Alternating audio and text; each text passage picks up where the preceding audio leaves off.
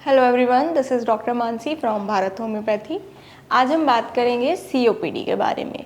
COPD क्या होता है? सीओपीडी होती है क्रोनिक ऑब्स्ट्रक्टिव पल्मोनरी डिजीज़। ये एक सीरीज़ ऑफ डिजीज़ होती है। इसमें आपको दो डिजीज़ेस रेस्पिरेटरी की एक साथ हो जाती हैं, इसलिए इसको क्रोनिक पल्मोनरी ऑब्स्ट्रक्टिव डिजीज़ बोलते हैं। इसमें आपको एम्फाइजेमा और ब्रोंकाइटिस एक संग हो जाता है। एम्फाइजेमा और ब्रोंकाइटिस क्या होता है? ब्रोंकाइटिस में क्या होता है, जो आपके एयरवेज के पाइप्स होते हैं वो नैरो हो जाते हैं, वो सिकुड़ जाते हैं, उसमें जगह कम हो जाती है, जिसकी वजह से जब आप सांस लेते हो और छोड़ते हो तो आपको दिक्कत होने लगती है। आपकी बॉडी में भी कम ऑक्सीजन पहुंचेगी, क्योंकि जब आप रेस्पिरेशन कम कर पाओगे, आपके अंदर एयर कम जाएगी, तो आपकी बॉडी में ऑक्सीजन का लेवल भी कम हो जाएगा, जिसकी वजह से और भी दिक्कतें आपको आने लगती हैं। तो ये होता है ब्रोंकाइटिस, और जब ये लंबे समय तक रह जाता है तो हम इसको बोलते हैं क्रोनिक ब्रोंकाइटिस। दूसरी चीज़ होती है एम्फाइजेमा। एम्फाइजेमा क्या होता है? आपके लंग्स के अंदर छोटे छोटे एल्वियोलर सैक्स होते हैं, जो कि बैलून टाइप होते हैं। वो बहुत ज़्यादा इलास्टिक होते हैं। जब आप सांस लेते हो तो वो फूल जाते हैं, और जब आप सांस छोड़ते हो तो वो रिलैक्स हो जाते हैं। तो उनमें एक इलास्टिसिटी प्रेजेंट होती है, जिसकी वजह से आपका सांस लेना और छोड़ना ईजी हो जाता है। अब जब आपको एम्फाइजेमा होता है तो आपके जो एल्वियोलर सैक्स हैं उनकी इलास्टिसिटी ख़राब हो जाती है, तो आपको सांस लेने में बहुत ज़्यादा दिक्कत आने लगती है और सांस फूलने लग जाती है।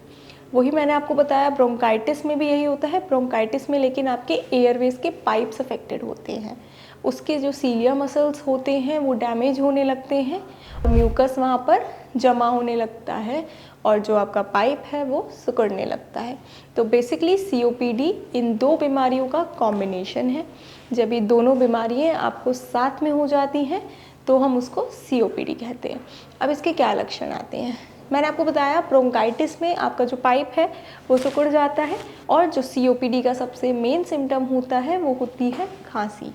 किसी भी पेशेंट को अगर लंबे समय तक खांसी रह रही है, वो भी सूखी, इसका मतलब वो सीओपीडी का शिकार हो सकता है। क्योंकि में सबसे जो मेन सिम्टम होता है वो होता है ड्राई कफ, और वो कंटिन्यूसली पेशेंट को रहता है। पूरे साल भी रह सकता है, 7 महीने 8 महीने कंटिन्यूसली वो उसको रहता है। दूसरी चीज़, सांस लेने में दिक्कत होती है, और आपकी छाती में बहुत ज़्यादा भारीपन रहने लगता है। आपकी छाती बहुत ज़्यादा टाइट महसूस करने लगती है, यहाँ पे दबाव महसूस होने लगता है। वो क्यों होता है? क्योंकि जब आपकी जो एयरवेज के पाइप्स हैं वो छोटे हो चुके हैं, तो आप जब सांस लेने और छोड़ने की कोशिश करोगे तो आपके जो मसल्स हैं उन पे बहुत ज़्यादा इफ़ेक्ट जाता है।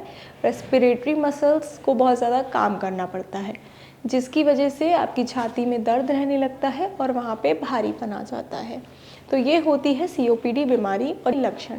अगर आपको ऐसा कोई भी लक्षण है तो आपको उस पर ध्यान देना चाहिए, क्योंकि सीओपीडी को अगर आप कंटिन्यू रखेंगे तो वो आपके लिए जानलेवा हो सकती है।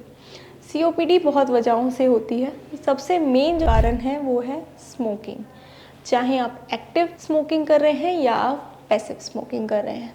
अगर आप खुद स्मोक कर रहे हैं आपको नुकसान करेगा ही, आपके जो टिश्यूज़ हैं उनको डैमेज करेगी स्मोकिंग। और अगर आप पैसिव स्मोक कर रहे हैं, अगर आप स्मोकिंग वालों के साथ रह रहे हैं और इनडायरेक्टली आप उस स्मोक को अपने अंदर ले रहे हैं, तो भी आपके लंग्स उससे अफेक्ट होंगे। आजकल पॉल्यूशन इतना हो गया है, उसकी वजह से भी सीओपीडी हो जाता है। ये जो पॉलेंस होते हैं, ये जितने भी एलर्जेंस हैं, इन सब की वजह से आपके लंग्स में धीरे धीरे दिक्कतें हो जाती हैं।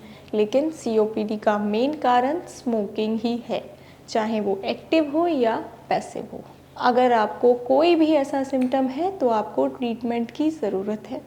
उसके लिए मैं पर्सनली आपको सजेस्ट करूँगी कि आपको होम्योपैथिक ट्रीटमेंट लेना चाहिए, क्योंकि होम्योपैथिक ट्रीटमेंट किसी भी चीज़ को रूट से क्योर करता है। जो आपकी बॉडी होगी उसमें वो इंटरनली आपकी बीमारियों को ठीक करेगा। वहाँ पे धीरे धीरे जो डायलेशन है, वो जो आपकी जो पाइप सिकुड़ गई हैं, वहाँ के जो टिश्यू डैमेज हो रहे हैं वो धीरे धीरे रिकवर हो जाएंगे, और आपके लंग्स धीरे धीरे नॉर्मल फंक्शंस में आ जाएंगे। अब अगर आपको होम्योपैथिक ट्रीटमेंट लेना है तो उसके लिए आप भारत होम्योपैथी में भी संपर्क कर सकते हैं। भारत होम्योपैथी में रेस्पिरेटरी के लिए पूरी एक डॉक्टर्स की टीम है, जो आपको आपके हिसाब से बहुत अच्छा ट्रीटमेंट देगी। Thank you.